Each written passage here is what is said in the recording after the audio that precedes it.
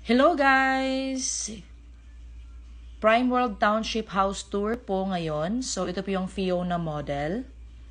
Ayan. Bagay na bagay po sa mga single dyan. O diba? Wala ba kayong mag-rent? Rent to own na lang po kayo. Okay? Ito po ay pwede kayong mag-rent. Mag-monthly lang po kayo. At magiging iyo na ang bahay na ito. Okay?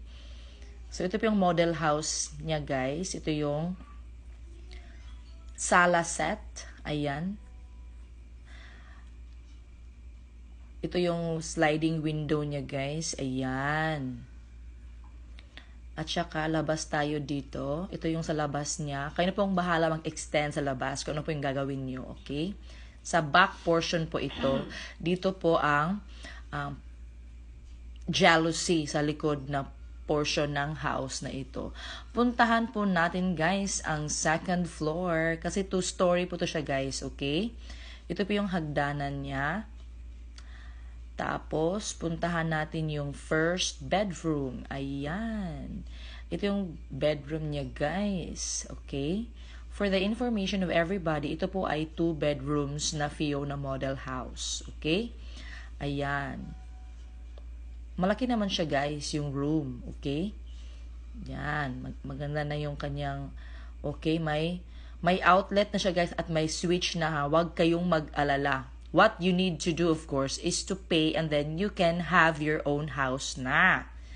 Ready to occupy na siya guys kapag mag-announce na yung mga agent nyo na pwedeng-pwede na. O diba? Ito yung second room. Next is yung CR of course. Ito yung kanyang sample guys. Ayan. So, ito, jealousy yung kanyang type of window. Ayan. Okay naman siya guys. So, diba? Magma-monthly ka na lang pagbabayad. Tapos, occupy mo na agad yung bahay na ito. Okay? In other words, fully finished na po siya guys.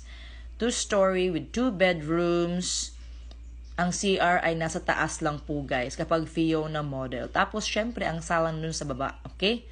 So ayan, may mga outlet na siya guys ha. Kompleto na, kayo na lang ang maglagay ng mga bulb. At syempre of course mag-apply sa electricity at sa water district. Water. Okay?